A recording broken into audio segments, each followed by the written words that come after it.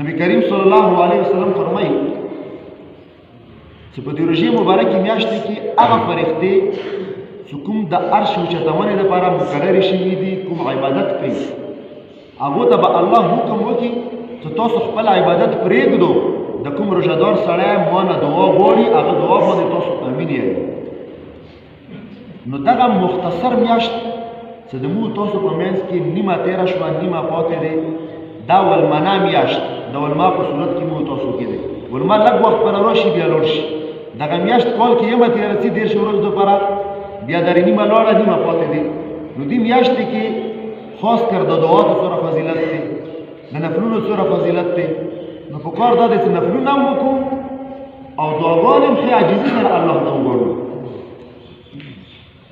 ځان دپاره هم دعا وغواړو، خپل شاګردان استادانو دپاره هم دعا وغواړو، خپل مور پلار دپاره هم دعا وغواړو.